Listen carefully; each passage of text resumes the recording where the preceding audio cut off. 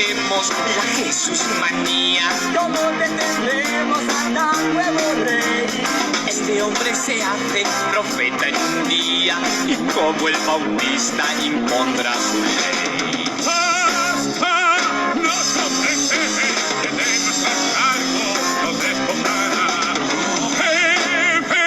¡Debemos destruirle! Igual que el Bautista, Jesús morirá. Por el bien de mi pueblo, Jesús morirá. ¿Qué tal? ¿Cómo están? Buenas noches. Dios les bendiga a todos y cada uno. Viernes por la noche, días de gracias a Dios es viernes. Por si se preguntaron por qué empezamos así, es un extracto de una ópera rock que me gusta mucho.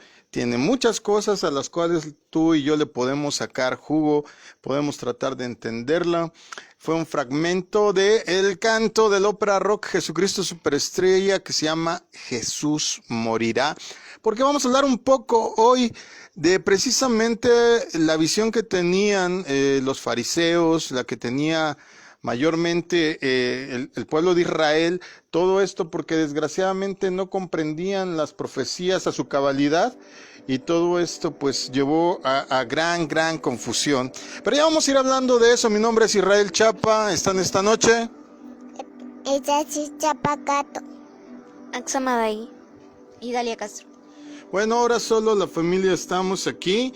Dios les bendiga a todos y cada uno. Un saludo a los que ya se están conectando, a los que nos oirán después en las diferentes redes sociales, en las repeticiones del programa.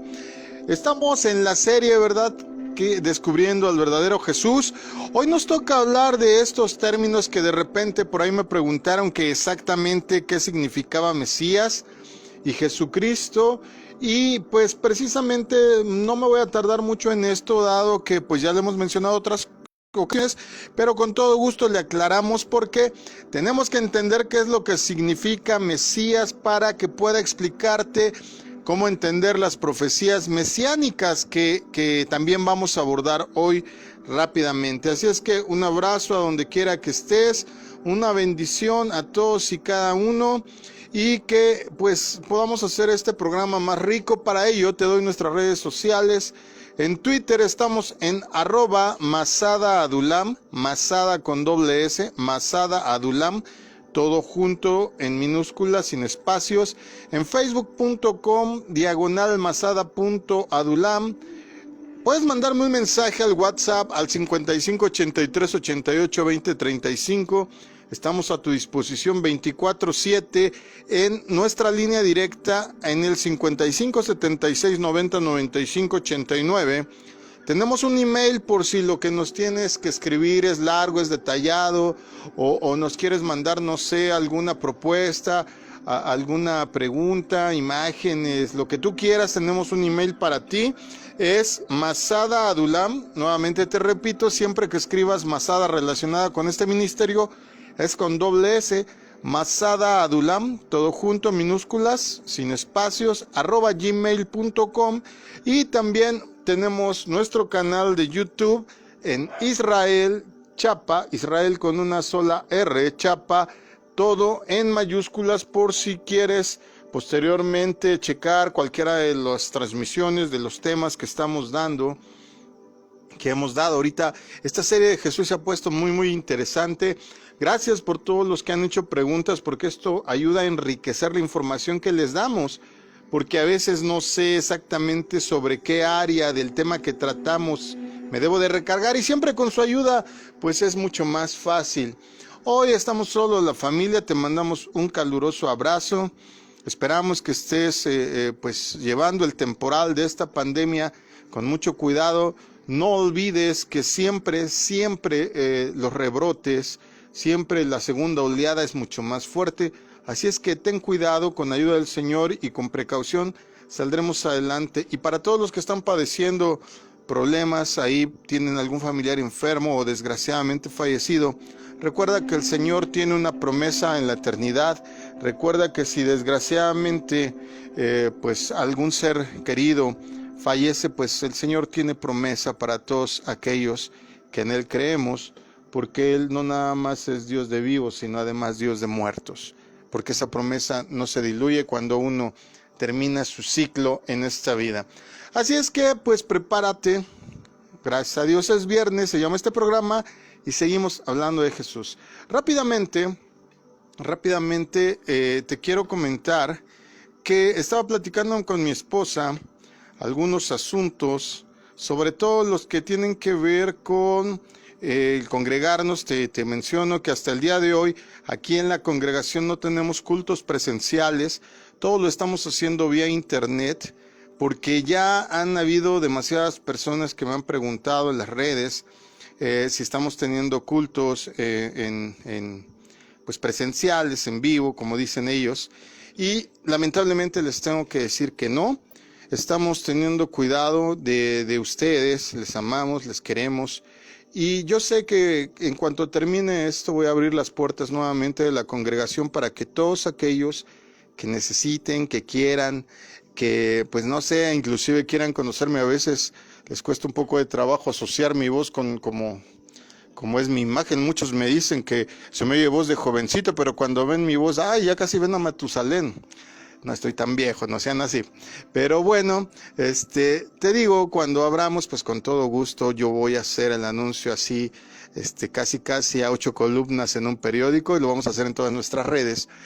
Después de largo y tendido de estar hablando con mi esposa, te quiero decir que hemos llegado a una conclusión.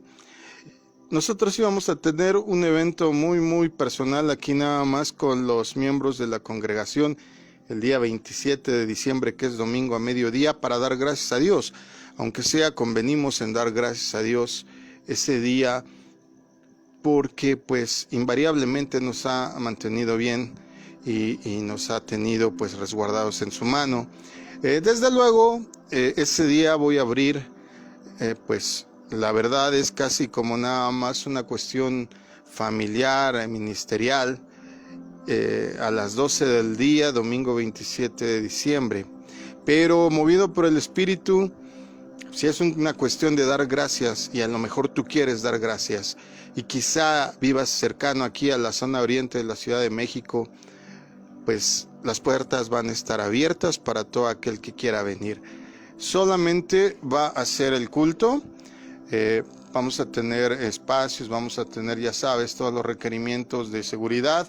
Así es que quien desea asistir ese día, por favor, le voy a pedir que asista con su cubreboca, si es posible, los niños, además de eso, con su mascarilla, estas micas transparentes, si es posible. No se preocupen, aquí vamos a tener gel sanitizante para los pies, y todas y cada una de las sillas, yo les prometo que van a estar sanitizadas. Lamentablemente pues nos vamos a saludar de lejitos con todas las normas que hay, ¿verdad? Pero solo ese día, porque pues queremos darle gracias a Dios por todo lo que ha hecho con nosotros. Así es que esos son los requerimientos. Si te fijas, solo lo voy a decir esta ocasión, o sea que si eres de los afortunados que me escuchó, pues qué bueno, la iglesia de antemano ya está informada. Y dicho lo anterior, entrémosle de lleno al tema.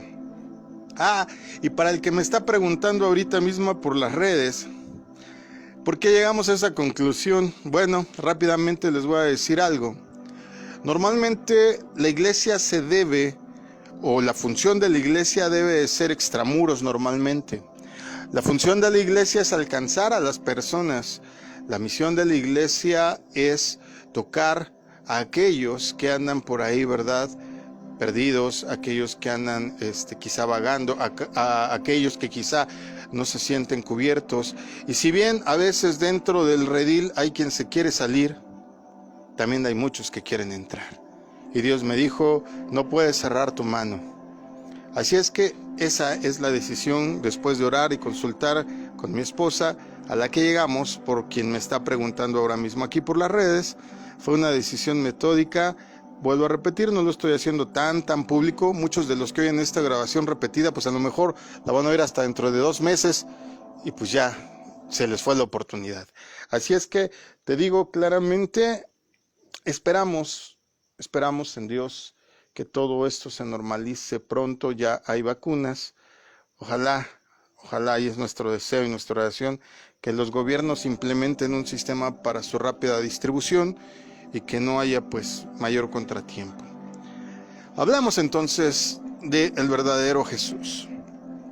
¿Qué significan estos términos de Mesías y Jesucristo? Bueno, ya lo dijimos la vez pasada, lo volvemos a repetir con todo gusto.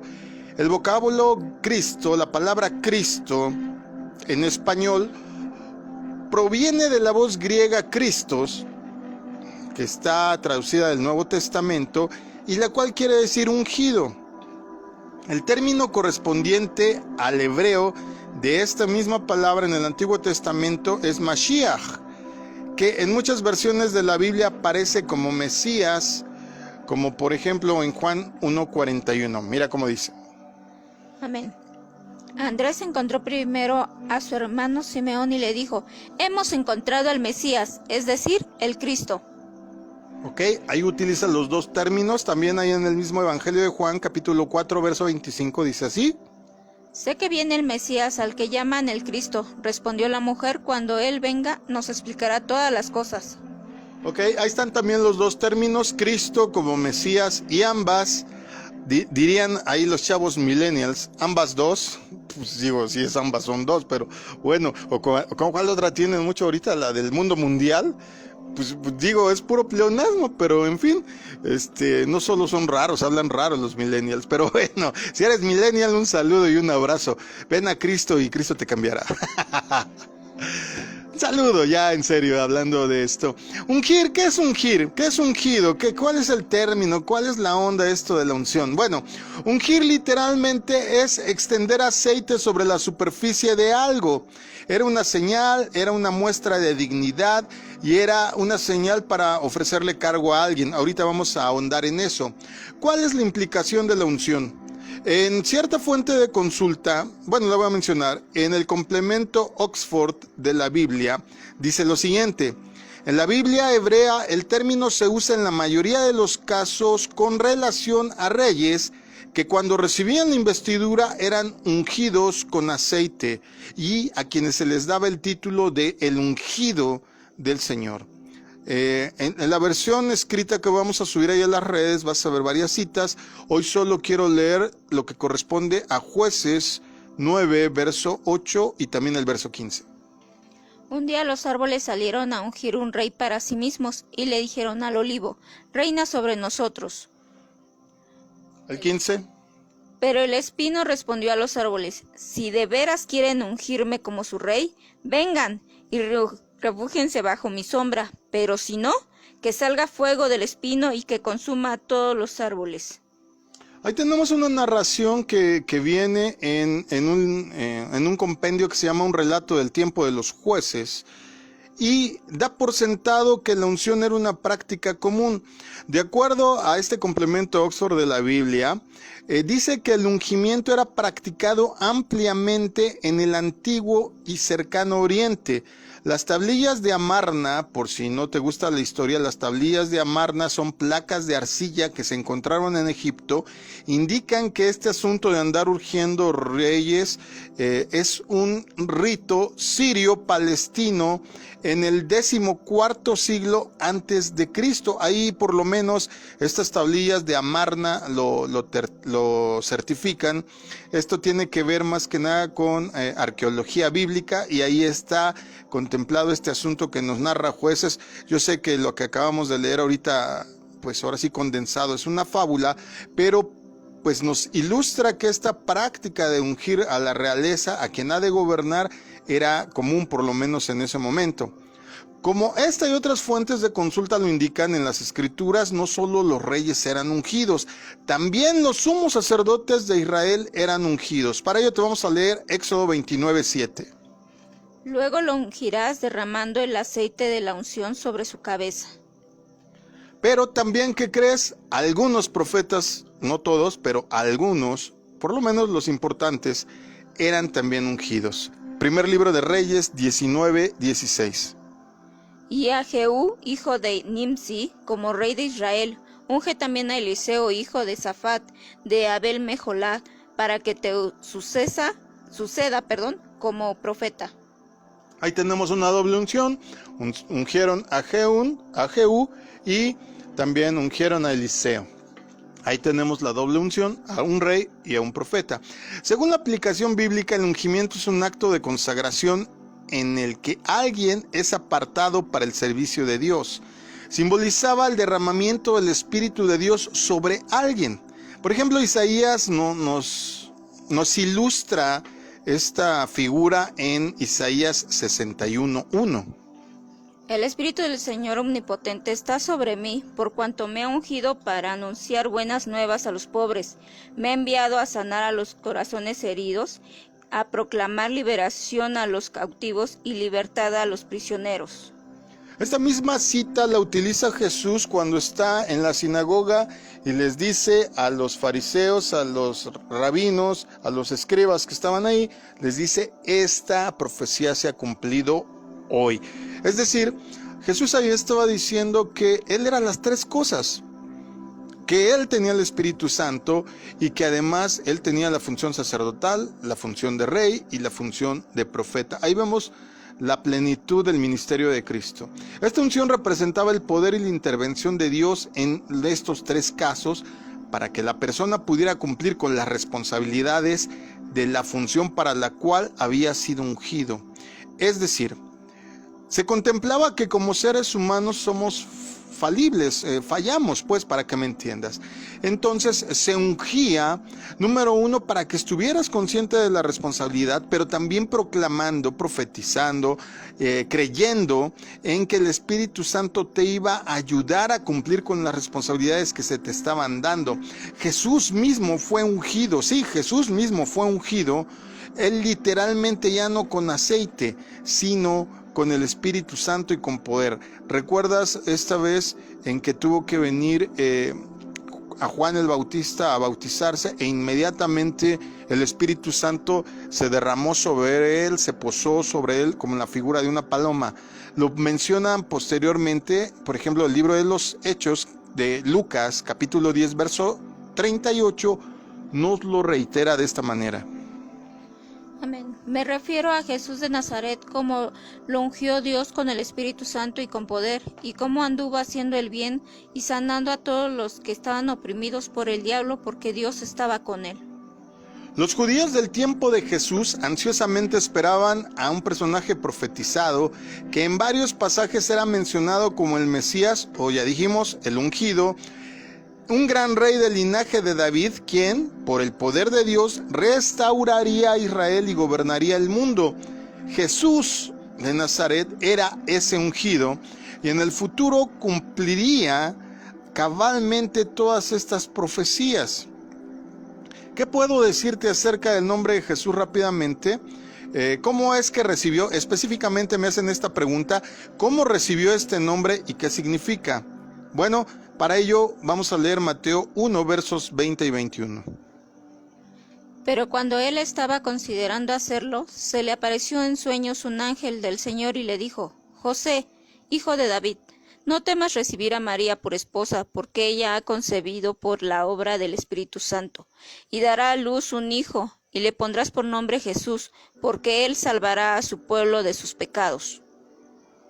Bueno, ¿qué pasa? ¿Qué está sucediendo aquí en el entorno? María había concebido durante su compromiso con José, que cuando la Biblia dice que estaban desposados, es el compromiso. Fíjate, se comprometían un año antes de que verdaderamente los declararan marido y mujer. Eso ya era el desposorio o los esponsales, como se les llama en otros lados. Y durante este tiempo es que ella concibe, en este tiempo en que no estaba con José, aún no habían tenido intimidad. Y este José, como cualquiera lo haría, tú lo harías, si eres varón yo lo haría, estaba tratando de decidir qué hacer frente a esta difícil situación. Ya sabemos lo que acabamos de leer, el ángel del Señor se le aparece y le dice: hey, no desconfíes, no ha hecho nada malo, lo que viene en su vientre es fruto del Espíritu Santo. El nombre griego Jesús, que así lo leemos por lo menos en español, proviene del nombre hebreo Yehoshua o Yeshua, depende, ahora sí que depende tu hebreo, Yehoshua o Yeshua, que en español literalmente, fíjate bien, literalmente O sea, coloquialmente decimos Jesús, pero literalmente se tendría que traducir Josué. Josué, Josué, porque viene de Yeshua, Josué. Entonces, pero pues lo conocemos como Jesús, no hay problema con eso. Literalmente este nombre significa Dios es salvación o salvación del Señor o salvación de Jehová o salvación de Yahweh, por eso es Yahshua o Yeshua como lo traducen algunos. Por tanto, el mensaje del ángel a José fue: llamarás su nombre Dios es salvación, porque él salvará a su pueblo de sus pecados. Ese nombre nos habla del propio Jesús en su propósito y plan, que era que alcanzara a la humanidad para salvarla de la muerte segunda y a través de su sacrificio viniera a dar vida eterna a aquellos que comenzaran a formar parte de la gran familia que Dios está buscando formar. La pregunta es, ¿tú quieres ser de esos? ¿Ya eres de esos? ¿Qué tal? ¿Cómo andas? ¿De verdad estás consciente de cuántas cosas se cumplieron en Jesús? Bueno, meditémoslo un poco. Ahora, ya explicando qué es Mesías a grandes rasgos de nuevo y sobre todo sobre Jesús, vamos a entender las profecías mesiánicas un poquito. ¿Cuáles son los malentendidos que se deben a toda esta cuestión de que no se entendió en su momento la misión que vino a hacer Jesús? Bueno, estos malentendidos se deben en parte a que no se entendía cuál era la época indicada en las propias Escrituras. Un examen minucioso muestra que Jesús habló y obró de una manera tal que revelaba la verdadera misión de su primera venida, la cual estaba explicada en la profecía bíblica, aunque ellos no le entendían correctamente. Amado hermano, amado cristiano, si es que te podemos poner ese mote, muchos de los problemas que tenemos acerca de que no se cumplan las cosas de la Biblia en nuestra vida, que no se cumplan las promesas de la Biblia en nuestra vida, es precisamente porque no se entiende correctamente lo que se te enseña y por tanto, si tú no tienes una instrucción adecuada, pues vas a ejecutar mal las cosas. ¿Cuántas veces he oído un sinnúmero de cosas de las que me he quejado amargamente en todos estos programas que se realizan mal? Todo lo que mi planta a pisar el Señor me lo ha dado. Sí, como no, fue una promesa para ti. Cabría preguntar. Pero es que ya se murió, ya partió con el Señor. Otro problema. Es que si mueren sin Cristo se van a ir al infierno. Ya hemos ido explicando todas estas cuestiones. Cuando no se entiende correctamente la Escritura, por deficiencias, por negligencia o por omisión, corremos el riesgo de ejecutar mal la instrucción. Si bien era cierto que estaba profetizado que el Mesías habría de venir a su pueblo, en ese momento ya hemos mostrado cómo muchas de esas profecías se cumplieron cuando vino a la tierra en carne. Fue un siervo, sufrió durante su vida, por voluntad, es decir, voluntariamente lo hizo. Él se entregó como un sacrificio, pero hubo muchas profecías que no fueron cumplidas porque no eran para ese tiempo. Tenemos las grandes profecías, por ejemplo, de Isaías. Quiero leer una, Isaías 2:2, por favor. En los últimos días el monte de la casa del Señor será establecido como el más alto de los montes, se alzará por encima de las colinas y hacia él confluirán todas las naciones. En la profecía bíblica, los montes y colinas representan gobiernos o naciones. Esta profecía precisamente predice el tiempo en que el reino del Mesías será establecido y gobernará sobre los gobiernos y naciones del mundo. El entendimiento profético de este reino divino es el meollo de la predicación de Jesús, lo mismo que el papel final que desempeñará el Mesías. Cuando Jesús anunció que el gobierno de Dios se había acercado, como podemos leerlo rápidamente en Marcos. Búscame Marcos 1:15, por favor. Se ha cumplido el tiempo, decía, el reino de Dios está cerca, arrepiéntanse y crean en las nuevas buenas. Quién sabe, lo leíste muy raro, pero así dice. Simplemente estaba hablando del futuro reino de Dios que vendría a la tierra, que vendrá a la tierra, no ha venido todavía, y que Él era el camino por el cual se llega a ese reino. Cuando los evangelios nos dicen y leemos, creyeron en Él, lo que quiere decir muchas veces es que creyeron que Él era el Mesías, quien establecería el reino de Israel en ese tiempo. Es decir, tenían esta confusión temporal en su cabeza, que no sabían bien las cosas, que por eso constantemente le preguntaron: ¿y cuándo serán estas cosas? ¿Y cuándo será la señal de tu venida? ¿Y cuál será la señal del fin de siglo? Y cosas como esas, porque no entendían a qué tiempo se estaba refiriendo. Sí, Él era el Mesías, sí, Él era la llave para entrar al reino, lo sigue siendo hasta el día de hoy, pero ese reino no ha llegado, no te confundas. ¿Por qué Jesús no fue más claro?, me preguntan. Mariana, te voy a responder rápido. Durante todo su ministerio, Jesús corrigió los malentendidos de la gente acerca de lo que Él se esperaba. Él era el Mesías, sí, pero la gente, como no comprendieron exactamente a qué se referían estas profecías, malentendió cuál era su trabajo. Él durante mucho tiempo les hizo ver el verdadero significado de las escrituras, pero que estaban malentendiéndolo. Estaba bien que confiaran en el Mesías, que lo esperaran, desde luego, pero lo que estaba mal es que estaban entendiendo equivocadamente, uno, el tiempo, y dos, el trabajo que venía a hacer. Los judíos de ese tiempo habían interpretado tan mal las profecías del Antiguo Testamento que no lo pudieron reconocer. Era el que estaban esperando y que sabían que de acuerdo a las señales podrían nacer en cualquier momento. Tan es así que cuando vienen los sabios de Oriente a buscar a Jesús, cuando fue dado a luz en Belén, que inclusive cuando Herodes trae a las personas a que le digan la profecía, lo sabían. Sabían de dónde provenía, de qué tribu era, en qué lugar iban a ser, más o menos por ahí del tiempo. Ya lo hemos dado en otra enseñanza, esto acerca de que los tiempos sí se pueden saber. La exactitud como tal no, pero sí las temporadas. Entonces, resulta interesante el hecho de que Jesús no andaba diciendo que era el Cristo. Ojo, un verdadero enviado no anda por ahí diciendo que trae la unción, que es la revelación, que Dios lo mandó al mundo, que un verdadero enviado de Dios no anda diciendo ni ¿cómo decirlo? Diría mi abuelita, ni presumiéndolo. Es interesante que Jesús no andaba diciendo que era el Cristo. A los demonios, ¿te acuerdas de esta parte? A los demonios que echaba fuera, a los que estaban poseídos, les prohibía que revelaran quién era Él. Vamos a leer solo unas pocas citas, no me quiero tardar mucho. Lucas 4:41.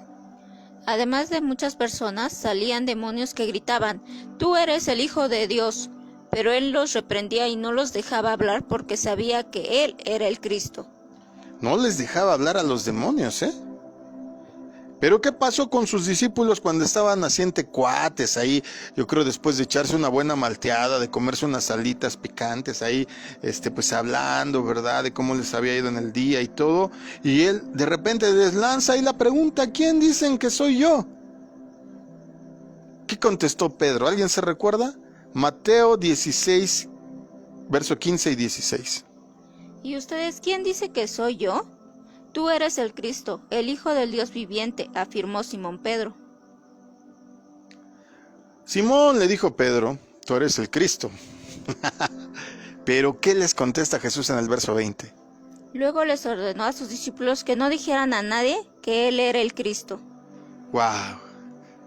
A sus discípulos, seguidores, les dice, no le digan a nadie. Cuando estaba preso Juan el Bautista, Juan envió 2 discípulos a preguntarle, ¿se acuerdan? ¿Eres tú aquel que ha de venir o esperamos otro? Mateo 11 del 2 al 6, lo voy a abreviar porque quiero llegar al meollo del asunto, pero si puedes leerlo, Mateo 11 del 2 al 6 nos narra todo este asunto. Le mandó decir Jesús que meditara acerca de las pruebas que se estaban cumpliendo, de las pruebas mesiánicas que se estaban dando, que meditara Juan sobre sus enseñanzas y sus obras. ¿Cómo entonces, amado, puedes tú probar a alguien que se dice ser enviado de Dios? Número 1, tienes que ver sus pruebas. Número 2, tienes que analizar sus enseñanzas. Y número 3, creo que este es de grave peso, tienes que sopesar sus obras. Tres tabuladores, 3 cercas, 3 obstáculos, que si no los pasa, corre por tu vida porque estás en un lugar inadecuado. O no le hagas caso, párate y salte. Hubo unas cuantas ocasiones en que claramente Jesús expresó su identidad mesiánica. Sí, las hubo. Por ejemplo, le reveló a la samaritana quién era él. En Juan 4, 25 y 26 le dice, ¿verdad? A la samaritana, cuando está platicando con ella, más bien ella le dice, sé que ha de venir el Mesías, ¿verdad? ¿Te acuerdas? Jesús, ¿qué le contesta? Yo soy el que habla contigo. Incluso al principio de su ministerio, Jesús aceptó la declaración de sus primeros discípulos cuando le reconocieron como el Mesías. ¿Te acuerdas que le contestó uno de ellos? Desde antes de que vinieras acá yo te vi debajo de la higuera. Ya expliqué muchas veces qué quiere decir ese asunto. No quiere decir que nada más estaba ahí de flojo, sino que era un dicho común. Tú decías, ahorita vengo, y te contestaba el otro, ¿a dónde vas? Voy debajo de la higuera a leer la Torá, a leer la Biblia, a leer la palabra de Dios. Entonces es una figura de que si estaba debajo de la higuera es que era un hombre estudioso de la palabra. A él le acepta que él era el Mesías. A veces también en lo privado Jesús aceptaba los títulos de Mesías o de Hijo de Dios, pero públicamente los evitaba. Lo que él hubiera querido que se entendiera con estos títulos era muy, muy diferente de cómo lo hubieran tomado los judíos. Jesús no podía negar quién era ni lo que pensaba hacer, pero era muy cuidadoso al explicar la naturaleza del futuro reino y eliminar los malos entendidos acerca de su misión. Jesús entendía lo que la gente buscaba en un Mesías. A veces tú y yo tenemos este mismo error. A veces esperamos de Dios muchas cosas. A veces tenemos una concepción de cómo va a obrar. A veces tenemos la idea de cómo va a responder a nuestra oración. Y a veces, como a Jesús, no entendemos realmente lo que Él está haciendo. Probablemente esa era gran parte de la razón por la que en general no empleaba los títulos para sí y desanimaba a otros a hacerlo, para cumplir con el propósito de su primera venida. Es decir, imagínatelo, él no quería provocar una rebelión de los judíos ansiosos por establecer su propio reino independiente en contra de los odiados, de los detestados, de los fuchi del gobierno romano de ese tiempo. Además, si Jesús se hubiera proclamado como Mesías, habría provocado de inmediato un enfrentamiento entre él, los dirigentes judíos y los romanos, lo que habría adelantado el momento de su ejecución. ¿Cuándo es cuando Jesús ya empieza a aceptar los títulos, empieza a ser evidente quién era? En el momento que se acercaba a la cruz. Cuando llegó el momento apropiado, Jesús les confirmó tanto a los dirigentes judíos como a los romanos quién era. Jesús es el Rey. En el juicio, por ejemplo, que le hicieron a Jesús, ¿recuerdas que el sumo sacerdote le preguntó algo? Vamos a leerlo rápido en Marcos 14, 61 y 62. Pero Jesús se quedó callado y no contestó nada. ¿Eres el Cristo, el Hijo del Bendito?, le preguntaron de nuevo el sumo sacerdote. Sí, soy yo, dijo Jesús, y ustedes verán al Hijo del Hombre sentado a la derecha del Todopoderoso y bajando con las nubes del cielo. ¡Wow! De inmediato el sumo sacerdote lo acusó de blasfemia y decidieron, 2 versículos más adelante en el 64, que debía morir. ¿Te acuerdas de la obertura? ¿Cómo empezamos con esta ópera rock? Jesús morirá, se llamaba ese tema de la ópera rock, Jesucristo Superestrella. Pues sí, en efecto, Jesús era el Mesías enviado por Dios, nacido para ser rey. Este es un hecho que dejó muy, muy claro cuando estuvo con Pilatos. No obstante, él había predicado acerca del reino de Dios, ojo, no del reino de Israel. Alguien que viene enviado por Dios, alguien que viene en representación del Cristo, te habla del reino de Dios, no del reino de la denominación, no del reino de su ministerio, no del reino de las muchas iglesias, no del reino de la cobertura, no del reino de la asociación religiosa. Te habla del reino de Dios. Lo demás, pues viene por añadidura. Los judíos acusaron a Jesús ante Pilato de que afirmaba ser el Cristo, es decir, un rey, el escogido, el ungido, y que representaba una amenaza directa para la autoridad romana. Puedes leerlo en Lucas 23:2. Preocupado por la situación, Pilato le preguntó a Jesús qué decía al respecto. ¿Te recuerdas qué le contestó Jesús? ¿Alguien se recuerda aquí? ¿Tú te recuerdas qué le contestó Jesús? Jesús le contestó: mi reino no es de este mundo. Si mi reino fuera de este mundo, mis servidores pelearían para que yo no fuera entregado a los judíos, pero mi reino no es de aquí. Está registrado en Juan 18:36. Pero Pilato insistió, ¿verdad? Y le preguntó si de veras era rey. Y nuevamente Jesús le responde un versículo más adelante, Juan 18:37, tú dices que soy rey. Yo para eso he nacido y para eso he venido al mundo. Sin embargo, Pilato no sentía que Jesús fuera una amenaza para el gobierno del César, pero al final los judíos lo convencieron de ordenar su ejecución por haber dicho que era un rey. Vamos a leer Juan 19:12, donde está registrado. Desde entonces Pilato procuraba poner en libertad a Jesús, pero los judíos gritaban desaforadamente: si dejas en libertad a ese hombre, no eres amigo del emperador. Cualquiera que pretenda ser rey se hace su enemigo. Pilato incluso hizo colocar un título sobre la cruz en que crucificaron a Jesús que decía Yeshua, bueno, lo voy a decir en español, Jesús Nazareno, rey de los judíos. Lo dice más adelante en el 19 al 22 del mismo capítulo 19 de Juan. Después de ordenar que fuera azotado, lo que acabamos de leer, Pilato mandó que lo trajeran para mostrarlo frente a la multitud y les dijo: he aquí vuestro rey. Quizá pensaba que al verlo tan lastimado, en tan deplorable estado, los dejaría satisfechos. Pero ¿qué gritaron? Nos lo acaban de leer: fuera, fuera, crucifícale. Pilato entonces les preguntó: ¿a vuestro rey he de crucificar? Y que contestaron los sacerdotes: no tenemos más rey que el César. Es decir, no reconocieron a su propio rey. Jesús claramente le dijo a Pilato que su reino no sería entonces ni en ese lugar. No sería uno de los reinos de este mundo actual, de esta época actual del hombre.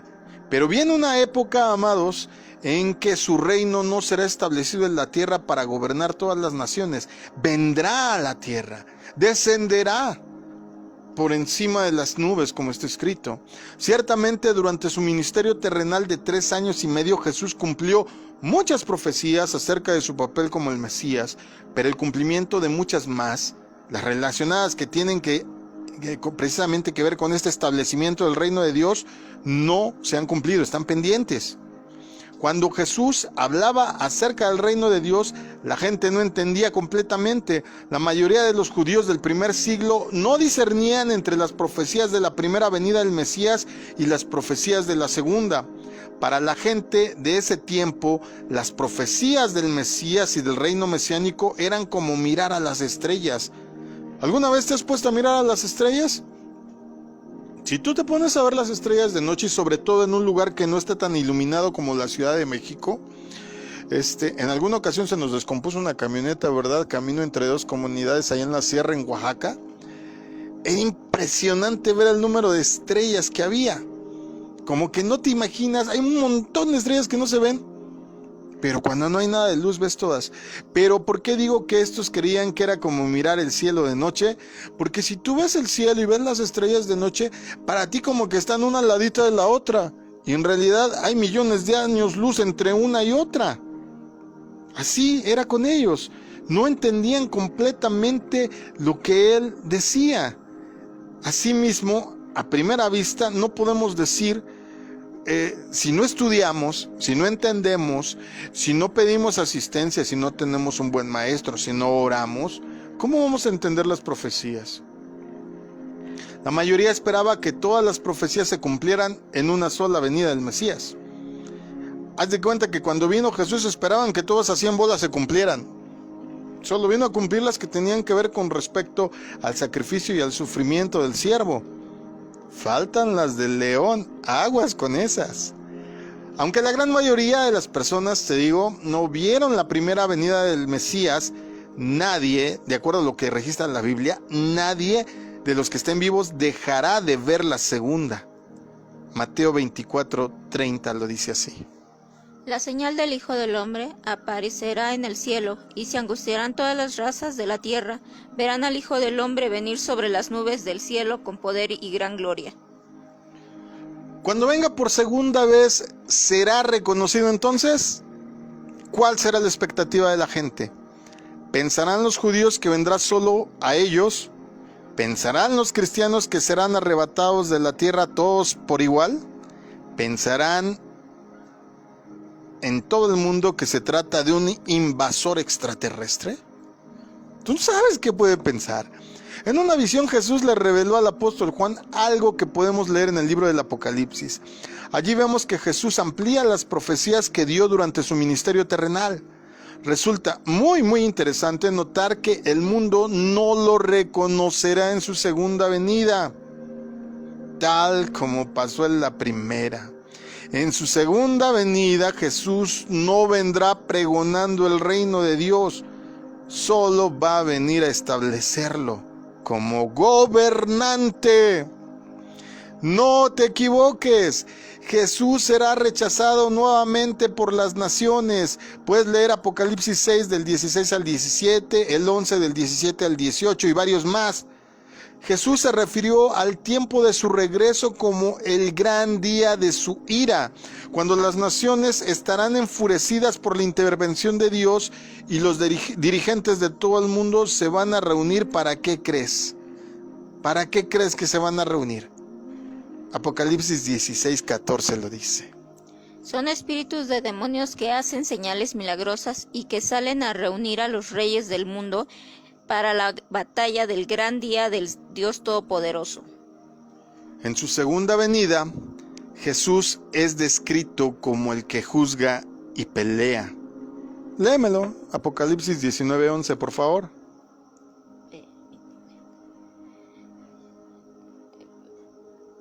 Luego vi en el cielo abierto y apareció un caballo blanco, su jinete se llama Fiel y Verdadero, con justicia dicta sentencia y hace la guerra. Traerá una espada para herir con ella las naciones.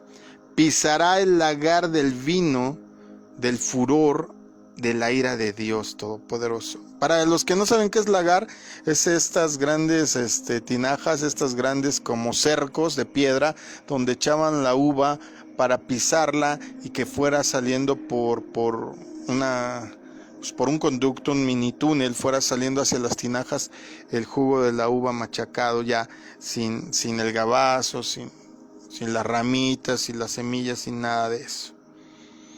Wow. Esos pasajes nos muestran claramente que cuando Cristo regrese al mundo, el mundo no lo va a recibir con los brazos abiertos. Este es el otro aspecto de Jesús que nos enseña mucho en la actualidad. Cuando Él venga, el mundo lo va a recibir hostilmente, violentamente, así como lo recibió la primera vez. Miren, parece que no entendemos. La primera vez no le reconocimos, la primera vez no le recibimos.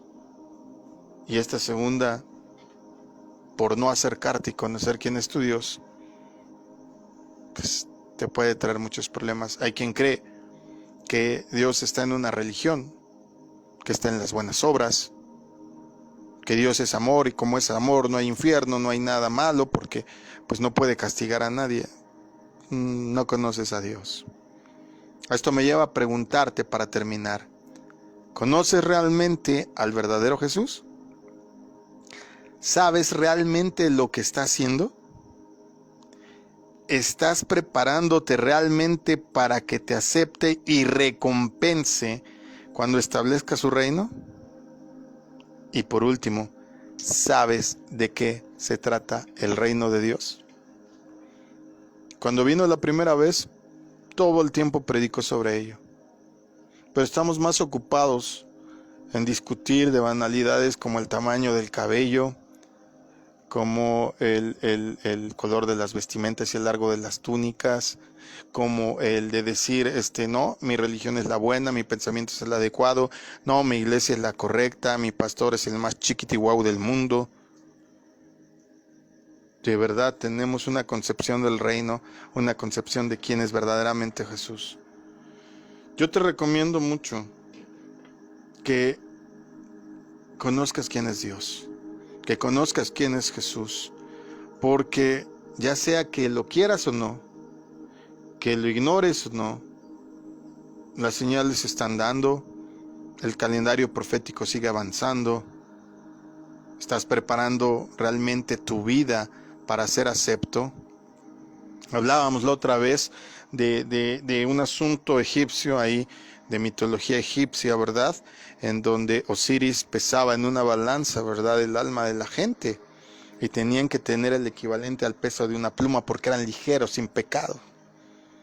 Gracias a Dios el cristianismo no es así, porque si no, la mía pesa como 1 tonelada y la tuya creo que como 3. Ay, no es cierto. Creo que todos pesamos mucho más que una pluma. Gracias a Dios que por su misericordia y su gracia Él nos ofrece vida eterna, pero en ti y en mí está aceptarla. En ti, si ya has creído, si te bautizaste, si hiciste tu oración de fe, o simplemente si crees en Jesús, crees que hay un Dios, pues lo mínimo que tendrías que hacer es averiguar qué es, cómo es, qué quiere, por qué lo quiere y a ti para qué te lo pide. Tendremos que entender muchas cosas, porque muchas personas, por ejemplo aquí en México, 102,000 hasta lo que vi en la mañana, que son los muertos que llevamos por COVID, registrados por el gobierno, sabemos que hay muchos más, pero por lo menos los que aceptan, 102,000, ahora sí que como decía mi abuelita, ya no llegaron a Navidad, ya no llegaron a fin de año. Tú no sabes que tenga la vida deparada para ti. A veces hacemos planes, pero Dios es experto en enseñarnos que nuestros planes son como paja. Busquemos de Dios, aceptemos el regalo de la vida eterna que Jesús nos ofrece, conozcamos, si es que ya nos hemos aceptado, quién es Él, qué es lo que quiere, por qué lo quiere, entendamos qué es el reino de Dios, entendamos qué está haciendo, entendamos que cuando Él va a regresar va a haber algunos que sean recompensados, pero algunos que van a echarse a correr porque saben bien lo que hicieron. ¿Quién es Jesús? ¿Quién es Jesús? Yo espero verdaderamente que te sirva todo esto para meditar un ratito esta noche de viernes. Nuestro deseo aquí en Masada Adulam es que te encuentres bien y que así como estás cuidándote físicamente, pues también tomes en cuenta cuidar tu espíritu, cuidar tu alma, porque indefectiblemente, así como tu cuerpo se lastima, también tu alma, también tu espíritu. Cuídalos integralmente, cuida todo lo que tienes que hacer, de todo vamos a dar cuentas, de todo, y eso no hay cómo evitarlo. Mi nombre es Israel Chapa, estuvieran esta noche Chapacato. Axamaday. Y Dalia Castro. Pues que el Señor te bendiga, que te guarde, que pases muy buena noche. Nuestro deseo es que verdaderamente en todo este tiempo que tienes, porque gracias a Dios se ha incrementado mucho el tiempo, puedas descubrir verdaderamente qué es lo que quiere Dios para tu vida. Mañana, día sábado, tiempo de jóvenes. Me han pedido mucho esta pregunta, me costó mucho sintetizarla, pero por fin mañana, chavos, ¿qué haré con mi vida para todos esos que andan ahí, que no saben ni para dónde jalar? Dios te bendiga, descansa y si Él lo permite, mañana 8 de la noche nos escuchamos. Buenas noches, shalom. Mi alma y mi corazón.